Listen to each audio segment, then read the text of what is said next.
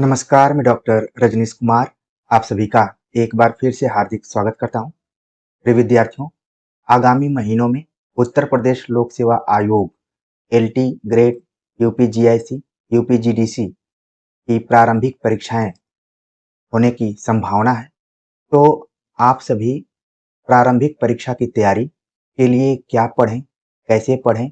यदि आप self study के माध्यम से पढ़ना चाहते हैं, ग्रुप स्टडी के माध्यम से पढ़ना चाहते हैं, तो सामान्य अध्ययन और अपना विषय यानी हिंदी को कैसे तैयार कर सकते हैं। वैसे इस चैनल पर हम मुख्य परीक्षा के दृष्टिकोण से आप सभी से चर्चा जरूर कर रहे हैं, लेकिन तमाम विद्यार्थियों के फोन कॉल्स, मैसेज इत्यादि आ रहे हैं कि सर प्री की तैयारी कैसे करें। हालांकि सिलेबस पर चर्चा करते हुए, एग्जाम पैटर्न पर चर्चा करते हुए हमने कुछ रणनीतियों को जरूर बताया था, लेकिन मन में आया कि एक बार जो नए सिरे से विद्यार्थी जुड़े हुए हैं उनको ध्यान में रखते हुए भी हम कुछ महत्वपूर्ण चीजों पर चर्चा करें।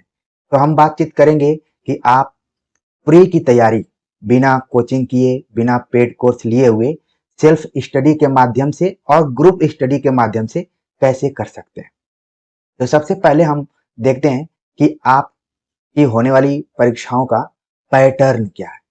यदि आप में से बहुत सारे विद्यार्थी यूपीएलटी, यूपीजीआईसी, यूपीजीडीसी की परीक्षाओं में बैठने की तैयारी कर रहे होंगे, तो वो कितने कितने प्रश्न इस भाग से आएंगे इसकी जानकारी जरूर रखे होंगे। मैं उम्मीद करता हूं कि आप सभी सिलेबस प्रिंट करके अपने पास जरूर रखे होंगे। सिलेबस का फॉन्ट बड़ा छोटा निकल रहा है, हम भी अपने पास रखे हुए हैं। तो उम्मीद के मुताबिक तमाम विद्यार्थी ऐसे होंगे जो कि इन तीनों परीक्षाओं की तैयारी कर रहे होंगे, लेकिन आपको ध्यान में रखना है कि आप जिस भी परीक्षा की तैयारी कर रहे हैं उस पर खास फोकस आपको रखना है। जैसे आप यूपीएलटी की तैयारी कर रहे हैं तो उसमें 30 प्रश्न सामान्य अध्ययन के होंगे, विषय से 120 प्रश्न होंगे, टोटल 150 प्रश्न आपको करने हैं। समय 2 घंटे का होगा। यदि आप यूपीजीआईसी की तैयारी कर रहे हैं तो सामान्य अध्ययन के 40 प्रश्न, विषय से 80 प्रश्न, टोटल 120 प्रश्न होंगे, 2 घंटे में करना है। यूपीजीडीसी की तैयारी कर रहे हैं तो 30 प्रश्न सामान्य अध्ययन से, 90 प्रश्न विषय से, टोटल 120 प्रश्न होंगे, 2 घंटे में करना होगा। आप देख रहे हैं कि इसमें सबसे ज्यादा प्रश्नों की संख्या यूपीएलटी के लिए है। सामान्य अध्ययन आप देख रहे हैं कि ज्यादातर 30 पूछा गया या फिर 40, मतलब 10 क्वेश्चन का अंतर है। और विषय में आप देख रहे हैं कि किसी में 120 पूछा जा रहा है, किसी में 80 पूछा जा रहा है, किसी में 90। तो इसी हिसाब से आप जिस भी परीक्षा की तैयारी कर रहे हैं अपने दिमाग में उसको रख लीजिए कि उस परीक्षा में सामान्य अध्ययन यानी जीएस से कितने प्रश्न आ रहे हैं और आपके विषय से कितने प्रश्न आ रहे हैं। उम्मीद है कि आप सभी नोट कर लिए होंगे। अगर तीनों परीक्षाओं में बैठ रहे होंगे तो भी अपने दिमाग में एक खाका तैयार कर लिए होंगे। यदि इसमें से किसी एक परीक्षा की तैयारी कर रहे होंगे तो भी आप अपने दिमाग में रख लिए होंगे। अब आप देख रहे हैं कि इसके लिए कितनी भी किताब आप पढ़ें, कितना भी आप मटेरियल पढ़ें, काम में वही आएगा जो आप खुद से पढ़े रहेंगे या फिर पुरानी तैयारी आप कभी किए रहे होंगे। ठीक है, तो प्री को लेकर आपको ज्यादा पैनिक नहीं होना है, ज्यादा परेशान नहीं होना है, ज्यादा तनाव नहीं लेना है। आपको बस इतनी तैयारी करना है कि आप 10 गुना 15 गुना लोगों में आ जाएं, ताकि आप मेंस के लिए क्वालिफाई हो जाएं। यही आपको यहाँ पर तैयारी करनी है। पहले इसी के आधार पर इंटरव्यू के माध्यम से चयन कर लिया जाता था या फिर जो रिटेन नंबर होते थे उसी के आधार पर चयन हो जाता था, लेकिन अब परीक्षा आपकी 2 चरणों में होने जा रही है। तो जो प्री का एग्जाम है उसको इस दृष्टिकोण से आप तैयार कीजिए कि मुख्य परीक्षा की तैयारी के साथ ही प्री की भी तैयारी में लगे रहिए। हाँ, ये बात देखने में सही है कि सबसे पहले प्री का एग्जाम होगा, ठीक है, लेकिन आपने पैटर्न को देख लिया कि सामान्य अध्ययन कितने कितने क्वेश्चन आएंगे, विषय से कितने कितने प्रश्न आएंगे, तो उसके हिसाब से आपको तैयार करना है। अब इसके लिए हम किताबों के बारे में बातचीत करेंगे कि कौन कौन सी किताबें सामान्य अध्ययन के लिए या फिर विषय के लिए आपको पढ़नी चाहिए या फिर आपके पास होनी चाहिए। तो सबसे पहले हम सामान्य अध्ययन की बात करते हैं, यानी जीएस की बात करें तो आपके पास लुसेंट की किताब होनी चाहिए और हम उम्मीद करते हैं कि जितने भी विद्यार्थी हैं तैयारी करने वाले सभी के पास ये किताब होती है। यहाँ तक कि हमने पेट इत्यादि के क्वेश्चंस को देखा और तमाम जितने भी एग्जाम्स हो रहे हैं बहुत सारे प्रश्न इसी लुसेंट से पूछे जा रहे हैं। तो कम से कम भारत का इतिहास, भारत का भूगोल, राज व्यवस्था, ठीक है, इन सारी चीजों को अच्छे से देख लीजिए। कल्चर से रिलेटेड जो भी पोर्शन लगा हुआ है लुसेंट में उसको देख लीजिए। ठीक, इसके बाद अगर आप उत्तर प्रदेश लोक सेवा आयोग प्रारंभिक परीक्षा PYQ खरीद लेते हैं यूथ पब्लिकेशन का या फिर जो भी पब्लिकेशन मार्केट में बहुत अच्छा है, यानी कि वो पिछले 15 सालों का कलेक्शन किया हुआ हो, अपडेट हो, व्याख्या उसमें ठीक से दी गई हो और ये भी बताया गया हो कि फला प्रश्न किस एग्जाम में आया हुआ है। उत्तर प्रदेश लोक सेवा आयोग प्रारंभिक परीक्षा PYQ आप देखेंगे तो बहुत सारी किताबों में यह भी बताया गया है कि कौन GIC में पूछा गया, कौन GDC में पूछा गया है, कौन किस एग्जाम में पूछा गया है। तो एक बार आप जाकर बुक शॉप पर उत्तर प्रदेश लोक सेवा आयोग प्रारंभिक परीक्षा PYQ को जरूर उलट पलट कर देखिए और एक किताब अपने पास जरूर रखिए। यहाँ से बहुत सारे प्रश्न आपको मिल जाएंगे। अक्सर उत्तर प्रदेश में रिपीटेड प्रश्न खूब पूछे जाते हैं। उत्तर प्रदेश विशेषांक भी आपके पास होना चाहिए। परीक्षावाणी प्रकाशन का जो भी उत्तर प्रदेश विशेषांक है वो अपने पास रखिए। 4 से 5 सवाल यहाँ से भी पूछे जाते हैं। करंट अफेयर की बात करें तो कोई भी मासिक पत्रिका जो अच्छे लेवल की हो, जैसे क्रॉनिकल, समसामयिक घटना चक्र, इन पत्रिकाओं को आप ले सकते हैं। कोई एक पत्रिका आप ले सकते हैं। जैसे हमने शुरू में ही कहा कि अगर आप सेल्फ स्टडी कर रहे हैं या फिर ग्रुप स्टडी कर रहे हैं तो मान लीजिए 4-5 लोगों का ग्रुप है तो कोई क्रॉनिकल खरीद ले, कोई समसामयिक घटना चक्र खरीद ले, ठीक है, कोई उत्तर प्रदेश विशेषांक खरीद ले, कोई प्रारंभिक परीक्षा का PYQ खरीद ले, किसी के पास लुसेंट हो, तो आप आपस में आदान प्रदान करके भी इसको पढ़ सकते हैं। जब आप दूसरे की किताब को ले जाएंगे पढ़ने के लिए तो हो सकता है कि बहुत कंसंट्रेशन के साथ पढ़ें कि कब वो मांग देगा पता नहीं है, तो इसलिए आप पढ़ें। पता चला कि आप सभी किताबों को रख लिए हैं, आप एक मानसिक प्रेशर में हैं कि इतनी किताबें रख ली हैं, इसको पढ़ नहीं रहे हैं, कैसे पढ़ेंगे, कोई बताने वाला होता तो ज्यादा बेहतर होता।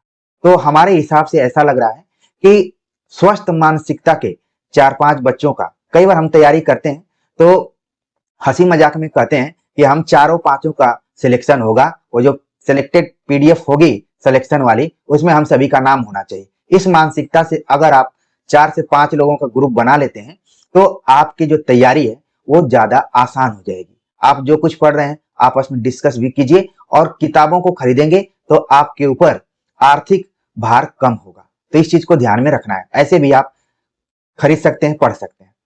और जहां तक हम करंट अफेयर की बात करें तो यही देखने में आता है कि 1 साल की जानकारी होनी चाहिए। मान लीजिए आपका एग्जाम दिसंबर महीने में होने जा रहा है तो पिछले 1 साल की जो भी घटना घटी है, कई बार तो लेटेस्ट 3-4 महीने पहले का ही पूछ लिया जाता है। तो इसी हिसाब से कम 6 महीने का आप करंट अफेयर अपने दिमाग में रखिए।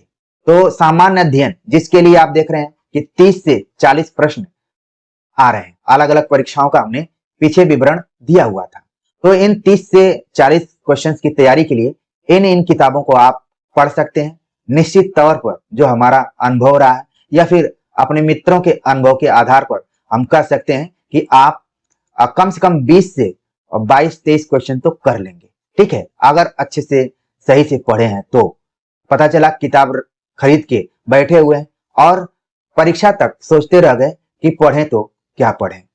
लेकिन उम्मीद है कि जिस हिसाब से हमने आपको गाइडेंस किया हुआ है निश्चित तौर पर आप उसी को फॉलो करते हुए सामान्य अध्ययन की तैयारी करेंगे। अब हम बात करते हैं कि यदि आप हिंदी विषय से तैयारी कर रहे हैं तो उसके लिए आपको क्या क्या पढ़ना चाहिए। सबसे पहले, इसीलिए हमने इसको रेड कलर में रखा हुआ है, कुछ पढ़ें न पढ़ें आप PYQ जरूर पढ़िए। PYQ कम से कम 10 से 15 बार पढ़ जाइए। जो पिछले साल के क्वेश्चन पेपर आए, मार्केट में आपको UP TGT, UP PGT, UPLT, UPGIC, UPGDC, UPHESC youth publication की अलग अलग किताबें मिल सकती हैं। अब आप अपना जो ग्रुप बनाए हैं उसमें डिसाइड कर लीजिए कौन टीजीटी की किताब खरीदेगा, कौन पीजीटी की खरीदेगा, कौन एलटी की खरीदेगा। अलग अलग इन किताबों को आप खरीद सकते हैं। नहीं तो कुछ यूथ से ही एक ही में कलेक्शन आपको मिल सकता है। इसके लिए भी आप शॉप पर जरूर जाकर देखिए कि चूंकि जो पब्लिकेशन होते हैं वो समय के अनुसार, मांग के अनुसार कलेक्शन भी करते हैं। आप देखेंगे अगर किसी किताब में ये सभी आपको संकलित मिलते हैं तो निश्चित तौर पर उसको खरीद लीजिए। नहीं तो अलग अलग आप खरीदेंगे तो आपके अंदर एक आइडिया, दृष्टि पैदा होगी कि फला क्वेश्चन फला एग्जाम में आया था। यहीं से कम जो अलग अलग आपने देखा 90 क्वेश्चन, 80 क्वेश्चन, 120 क्वेश्चन की हमने संख्या बताई थी। इसी में से जो पीवाईक्यू है कम से कम आप देखेंगे कि 55 से 60 क्वेश्चन आएंगे, निश्चित तौर पर यहीं से आएंगे, इससे बाहर क्वेश्चन आएंगे ही नहीं। ये बहुत ही हम समझ के बाद बात को कह रहे हैं, ठीक है। तो इस पीवाईक्यू को आपको हर हालत में पढ़ना है। बाकी अपने बेस को मजबूत करने के लिए हिंदी साहित्य का इतिहास आपको पढ़ा होना चाहिए। कोई भी नया प्रश्न, नया कोई कथन आ जाए तो आप जरूर ये पता कर पाए कि ये किस किताब से है। आजकल आप सीधे सीधे आचार्य रामचंद्र शुक्ल का कथन नहीं पूछ रहा है, बल्कि कवियों के संदर्भ में से सवाल पूछे जा रहे हैं कि शुक्ल जी का ये कथन किस कवि के संदर्भ में। थोड़ा सा पैटर्न बदला हुआ है। नहीं तो पहले विद्यार्थी जैसे ही विकल्प में आचार्य रामचंद्र शुक्ल का नाम देखते थे, आंख बंद करके ऑप्शन लगा देते थे और 99% सही हो जाता था। लेकिन एक्सपर्टों ने भी काफी विचार किया और फिर इसमें चेंजिंग किया हुआ है। तो हिंदी साहित्य का इतिहास रामचंद्र शुक्ल को अक्सर लोग पढ़ने से मना करते हैं या फिर दूर रहने के लिए कहते हैं और अपने नोट्स को आगे बढ़ा देते हैं। ये प्रक्रिया बिल्कुल गलत है, उलट है, आपको रास्ते से भटकाने वाली है। तो इसको आप अपने से पढ़ सकते हैं। हमने भी अपने चैनल पर 91 वीडियोज करके रामचंद्र शुक्ल को पूरा लाइन बाय लाइन पढ़ाया है और पढ़ाते समय यह भी बताया है कि कौन सा प्रश्न कैसे बनता है, कहां से प्रश्न उठते हैं। तो बहुत मेहनत करके बनाया हुआ है, आप विश्वास करके जरूर देखिए। और सरलता के दृष्टिकोण से हमने वस्तुनिष्ठ संकलन नाम से एक पुस्तक निकाली हुई है, जो कि अमेजन पर और तमाम बड़े शहरों में, खासतौर से इलाहाबाद, प्रयागराज, वाराणसी, गोरखपुर, लखनऊ इत्यादि में यह किताब ऑफलाइन भी मिल रही है। आप अगर बुक शॉप पर नहीं जा पा रहे हैं तो अमेजन पे ये किताब उपलब्ध है, वहां से भी आप देख सकते हैं। तो आप शुक्ल जी को बहुत ही आसानी से समझ जाएंगे और जीवन भर के लिए समझ जाएंगे। आप अगर शिक्षक भी हो जाएंगे तो भी ये किताब काम में आएगी। और मजबूत करने के लिए बच्चन सिंह हिंदी साहित्य का दूसरा इतिहास भी एक बार आपको पढ़ लेना चाहिए। इससे आप न सिर्फ बच्चन सिंह को समझेंगे बल्कि आचार्य रामचंद्र शुक्ल को भी समझ जाएंगे, हजारी प्रसाद द्विवेदी को भी समझ जाएंगे और जो भी आलोचक रहे, अलग अलग कवियों के बारे में लिखा है उसको भी जान जाएंगे। जैसे रामविलास शर्मा इत्यादि के कथनों को भी बच्चन सिंह ने इंडिकेट किया है जहां भी जरूरत पड़ी है। तो इस किताब को भी आप पढ़ लीजिए, हिंदी साहित्य का दूसरा इतिहास। इसके बाद जो इंपॉर्टेंट पुस्तक है वह हिंदी भाषा एवं साहित्य का वस्तुनिष्ठ इतिहास, गोविंद सरस्वती पांडे, जो कि वन लाइनर फॉर्मेट में लिखी गई पुस्तक है, जिसको कि नोट्स के रूप में आप देख सकते हैं। यहाँ से आप भाषा विज्ञान को तैयार कर सकते हैं, भारतीय काव्य शास्त्र को पढ़ सकते हैं, पाश्चात्य काव्य शास्त्र को पढ़ सकते हैं और गद्य साहित्य, जो प्रमुख गद्य विधाएं हैं या फिर अन्य गद्य विधाएं, इस पुस्तक से आप पूरा कवर कर सकते हैं। अगर आप रामचंद्र तिवारी इत्यादि की पुस्तक नहीं पढ़ पाते हैं, आपके पास समय नहीं है, तो इस किताब को एग्जाम तक कम से कम 4 से 5 बार पढ़ जाइए और मन लगाकर पढ़िए, केवल खाना पूर्ति के दृष्टिकोण से नहीं।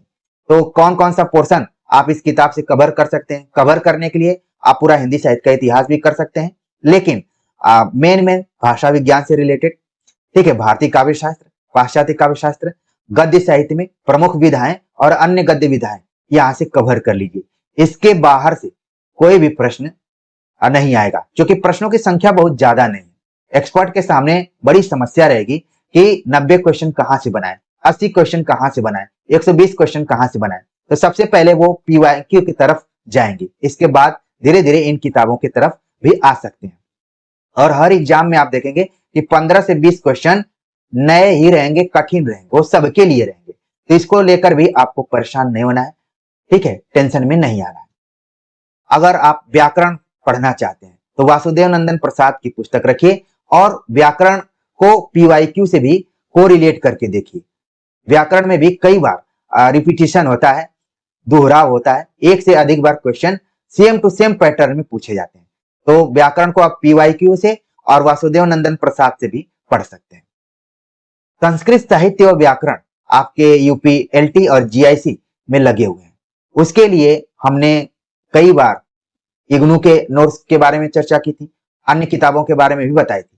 लेकिन इस बार हमने ये देखा कि अगर आप संस्कृत साहित्य को बहुत कम समय में तैयार करना चाहते हैं तो 9वीं से लेकर 12वीं कक्षा तक की यूपी बोर्ड की जो भी किताब है उसको आप पढ़ सकते हैं। इसके लिए आप अपने आसपास में कोई संस्कृत से कर रहा है इंटरमीडिएट तो उससे ले सकते हैं, या फिर अपने नजदीकी दुकान से भी जाकर इसको खरीद सकते हैं। बहुत कम दाम में ये किताब मिल जाती है। आराम से जो भी पाठ्यक्रम में कवि लगे हुए हैं, नाटककार लगे हुए हैं, उनको आप पढ़ लीजिए और व्याकरण का पोर्शन तो इसी किताब से आपका कवर हो जाएगा। उसके लिए आपको किसी के नोट्स की या फिर किसी अन्य किताब की जरूरत नहीं पड़ेगी। हाँ, यदि आप यूपी जीडीसी की तैयारी कर रहे हैं तो उसके लिए भी यही पैटर्न एकदम आपको फॉलो करना है। एक किताब आपको और जोड़ना पड़ेगा, प्रयोजन मूलक हिंदी, जो कि विनोद गोदरे द्वारा लिखी गई है। इस किताब को आप लीजिए जिसमें पत्र लेखन, ठीक है, इसके बाद अनुवाद से रिलेटेड या फिर जो प्रयोजन मूलक में राष्ट्रभाषा, राजभाषा और भी ढेर सारी चीजें जो संस्थाओं को लेकर दी गई हैं, सामाजिक जो भी हिंदी के विकास में योगदान दिए हुए हैं व्यक्तित्व, उनको लेकर, तो ये प्रयोजन मूलक हिंदी से आपका कवर हो जाएगा।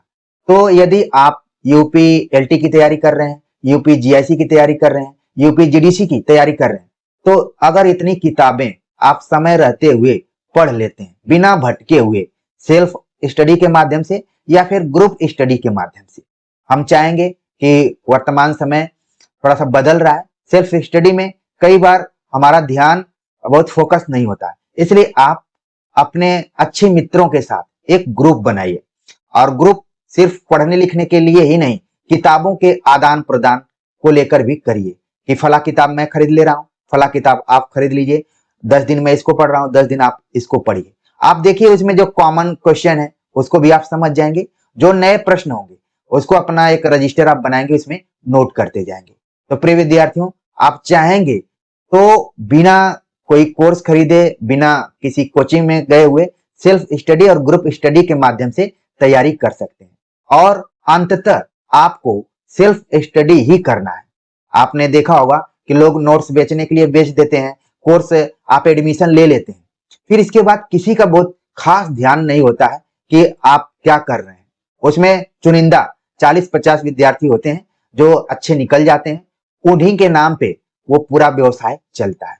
तो क्यों नहीं आप अपने अंदर की क्षमता को पहचानें और उन्हीं चुनिंदा किताबों को पढ़ें जिसको पढ़कर सभी सफलता हासिल करते हैं और आप भी हासिल करेंगे। तो हमारे दिमाग में आया कि मुख्य परीक्षा भी जो हम तैयारी करा रहे हैं वो भी आपके काम में आएगी, लेकिन विद्यार्थी जो हैं वो हमेशा भटकते रहते हैं और हमारा काम है कि उनको भटकते हुए रास्ते से सीधे सफलता के रास्ते को पकड़ाया जाए और वो सफल हो जाए।